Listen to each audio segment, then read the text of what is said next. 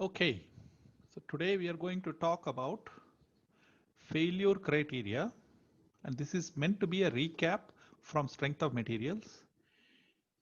The main thing to remember is that this is not about total force, but about force intensity. That is force per unit area. That is what determines failure. For this, you need to have prerequisite about what is meant by stress and principal stresses. We are going to touch upon it, but I am not going to dive into the details because I am assuming that you have already taken strength of materials and you are somewhat familiar with it. Okay, here our focus is on application and how to apply.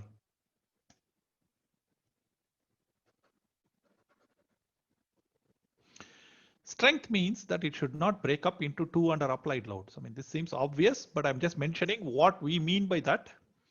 But our criterion will be much more conservative than that.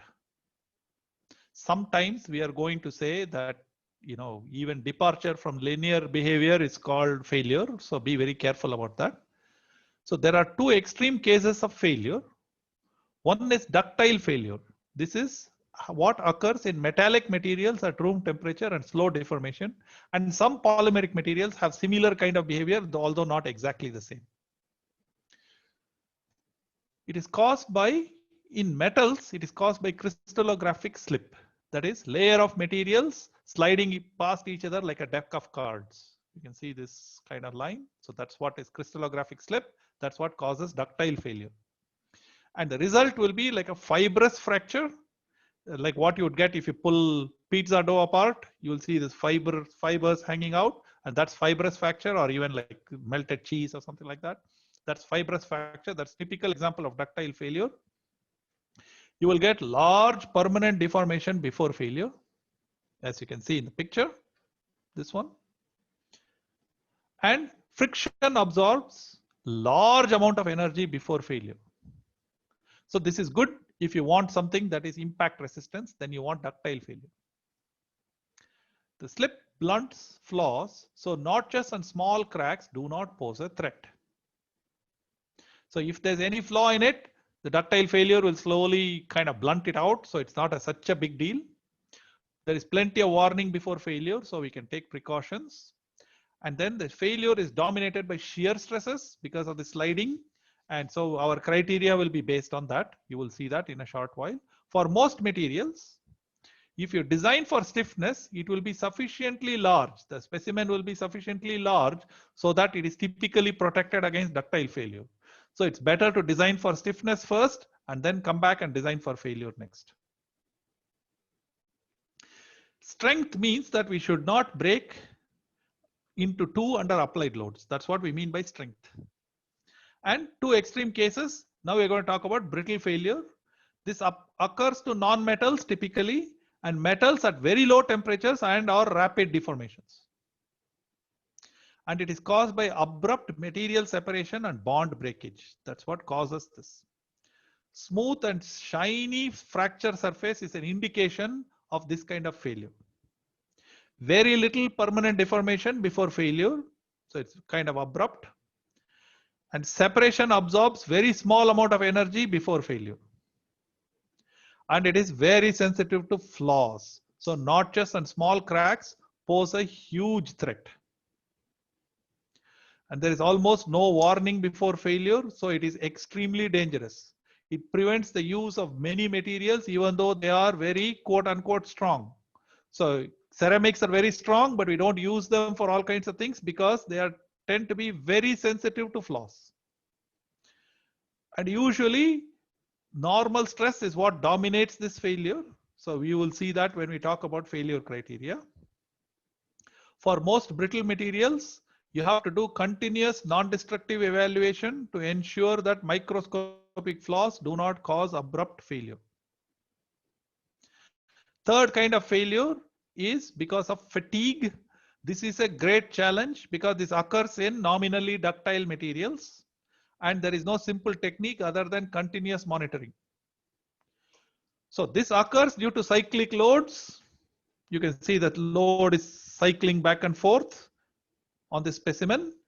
And what happens is that you get very small microscopic amounts of plasticity at scratches and other things, and then this will grow and grow and grow and grow and grow until you get abrupt material separation and bond breakage.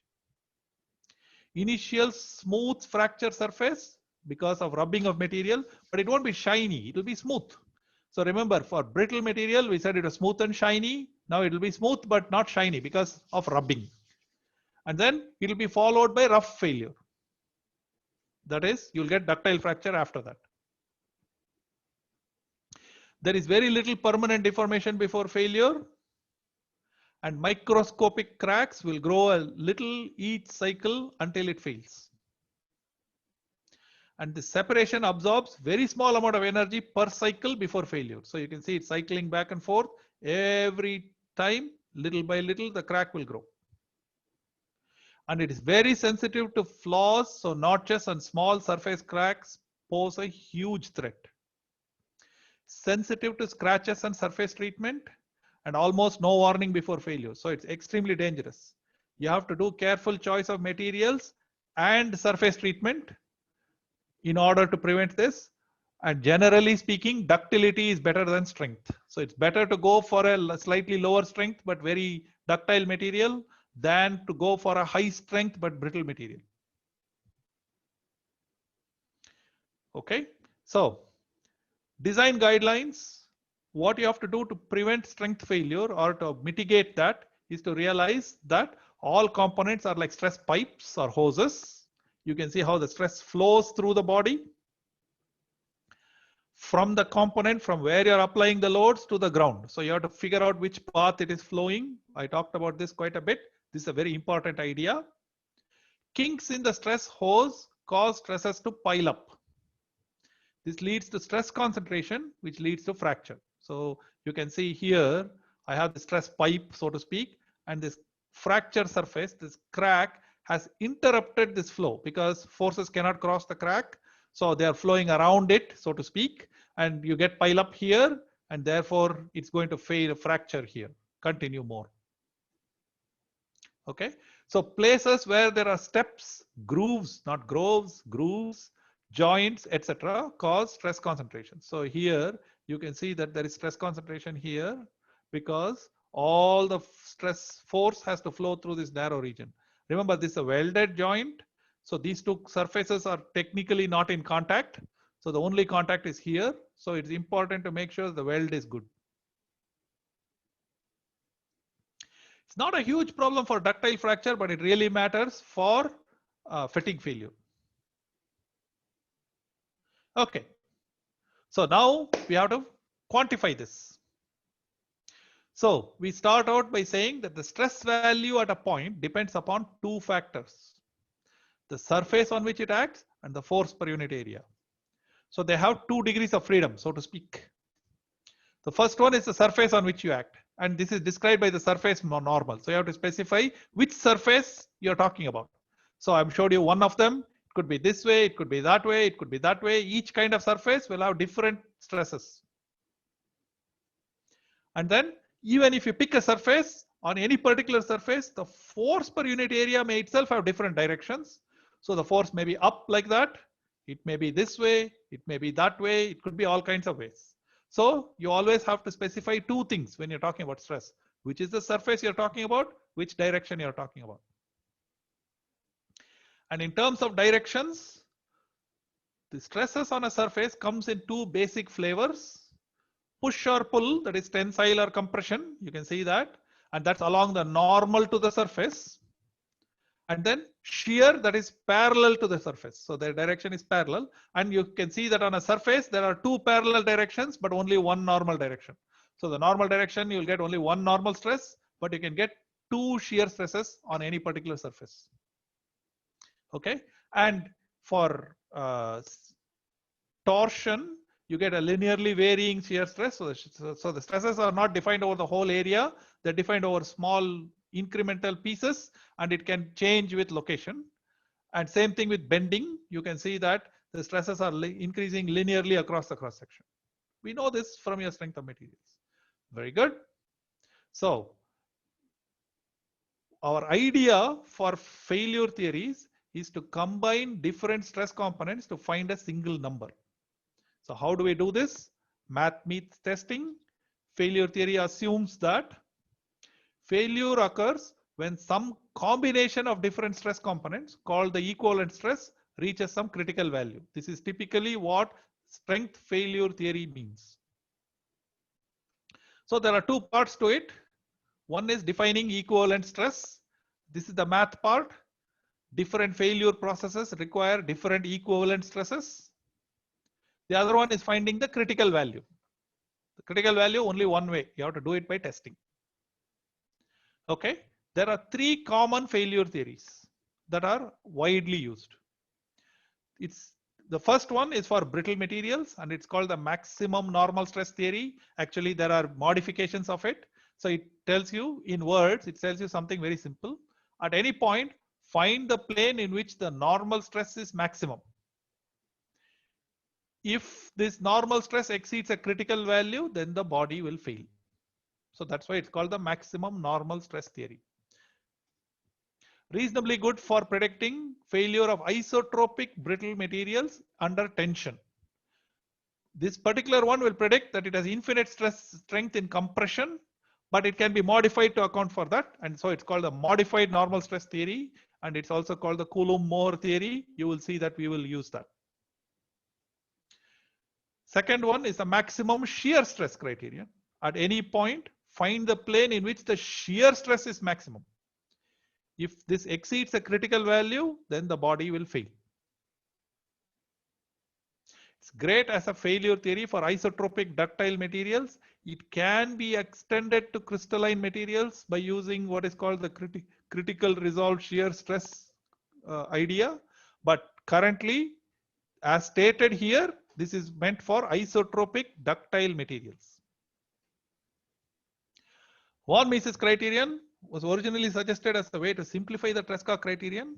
It says, do the following operations. From the stress state in the body, subtract the average normal stress. And what you will get is called the deviatoric stress. Find the magnitude of the deviatoric stress. This is usually called the von Mises stress. So you have to do two steps. And then material will fail if this von Mises stress reaches a critical value. In your finite element codes, they will always calculate this von Mises stress and plot it as if it's some magic stuff, because it gives you a single number that will give you red or blue or whatever. But please remember, it is good for only certain kinds of ductile materials.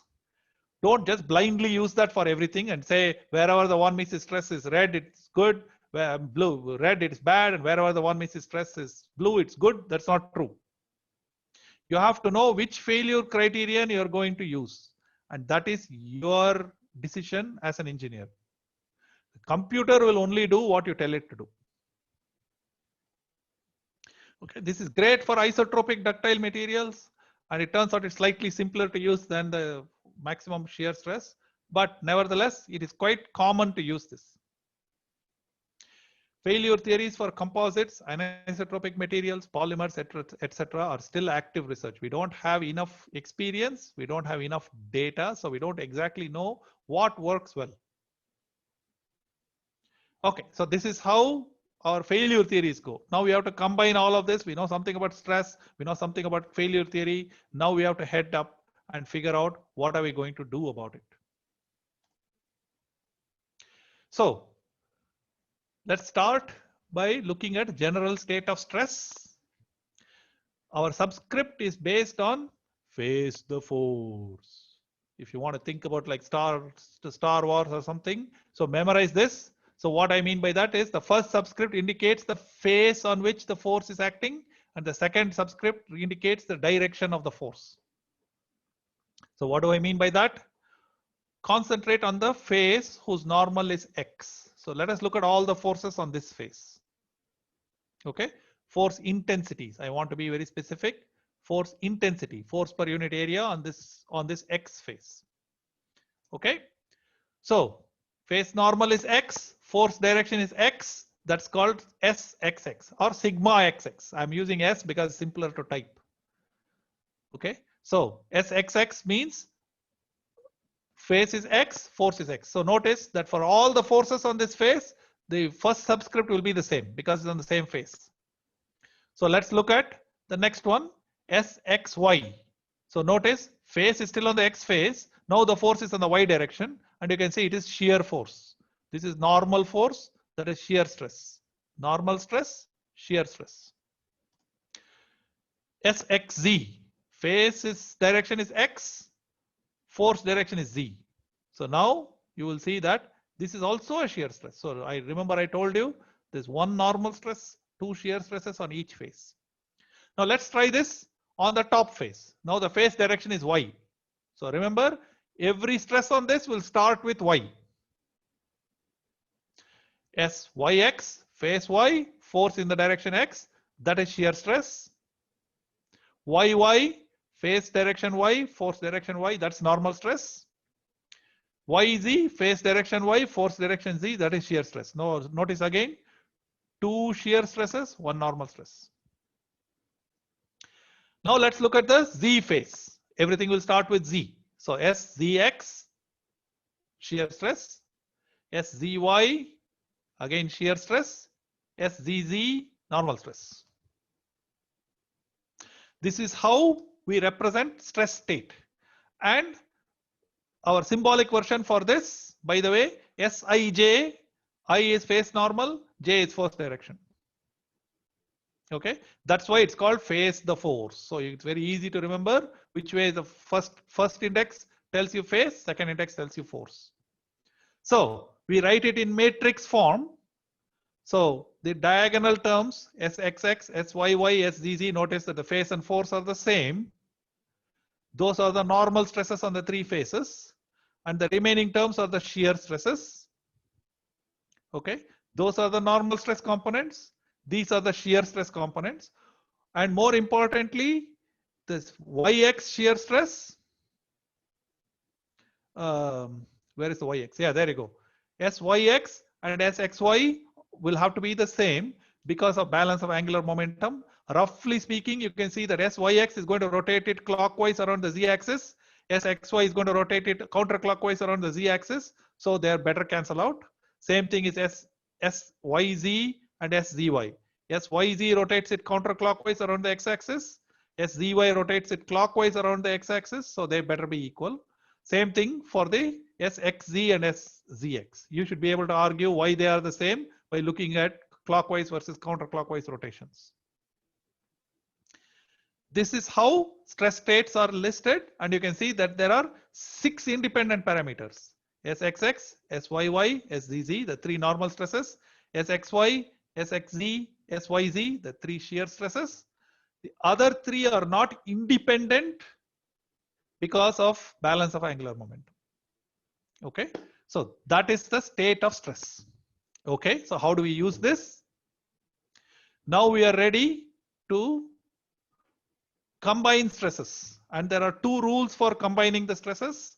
The first, I'm going to write them as the stress commandments. It's a feeble joke, so no disrespect is intended, just a joke. Okay, so the first commandment of stresses is thou shalt combine stresses only if they act at the same location.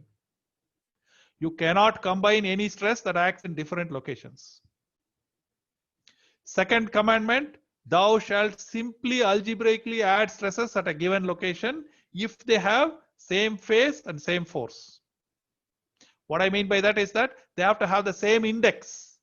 So sigma xx can simply be added to another sigma xx, but you cannot add sigma xx to sigma xy because they're not the same kind of thing.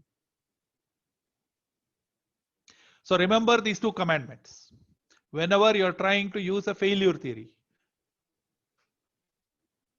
Okay, so now that we have the stress state and the stress commandments, now we are able to apply this 3 criteria, the 3 kinds of failure criteria. So the first thing is to find, at any point you have to find the stress state. So you have to get this matrix. For many cases, many of the items in the matrix are 0. You should always list this matrix. This is important. So make sure you know what is the stress state. This 3 by 3 matrix, you have to list symmetric because of balance of angular momentum. So only 6 independent terms. Many of them may be 0. From the matrix, you have to find the principal stresses S1, S2, S3.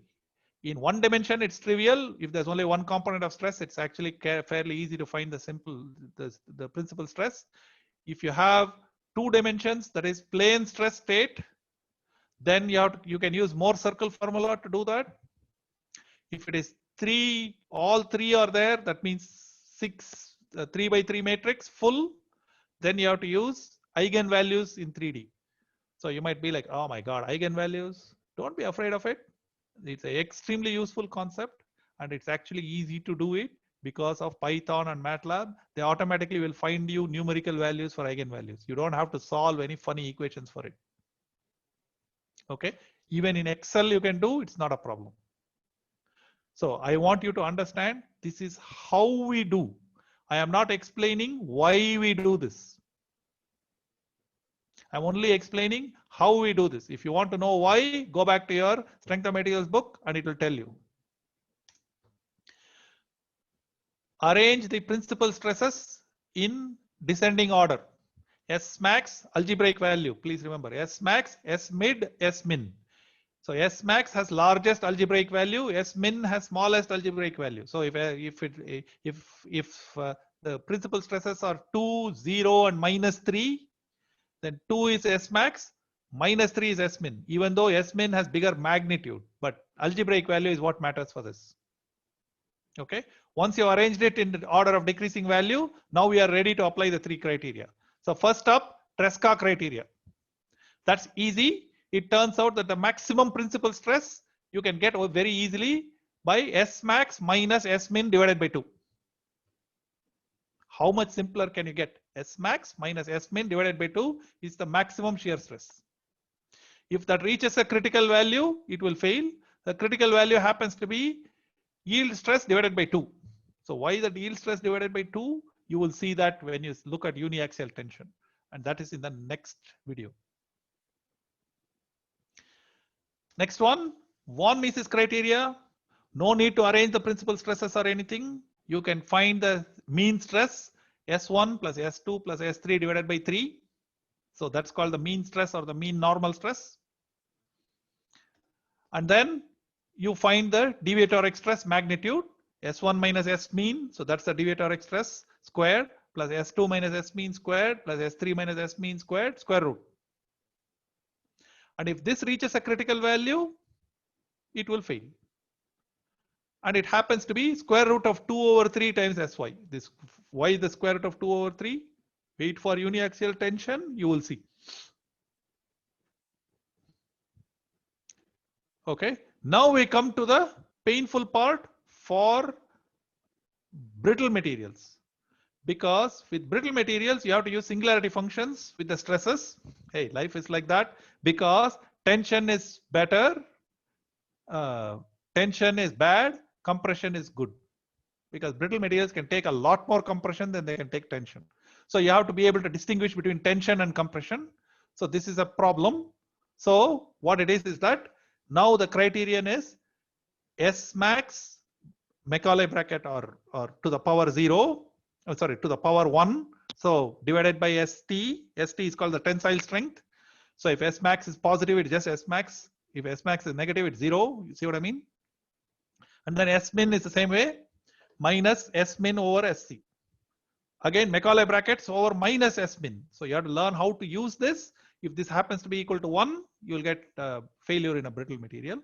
And typically for a brittle material, there are 2 critical values. One is critical value in tension.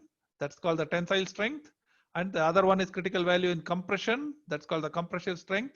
Typically, compressive strength is much larger than tensile strength. This is how this one works. We are done. You just have to know the following facts. Describe in your own words the different ways in which failure occurs for ductile and brittle materials. Describe in your own words how fatigue failure occurs. What 2 features does the stress at a point depend upon? How do the subscripts of the stress indicate these 2 features? What are the 2 major kinds of stress on a surface? For each, list the direction of the forces, which, how are the, for each kind of different stress, how is it related to the surface? How many independent components does the stress matrix have? And why is that? What are the two rules for combining or adding stress components? Describe the maximum normal stress theory or the Coulomb theory for brittle materials. Describe the maximum shear stress theory and the von Mises theory of failure. For what materials are these theories applicable? Describe the 4-step process for applying these theories. If you know how all the answers to all of this thing, then you have understood this material. Thank you very much.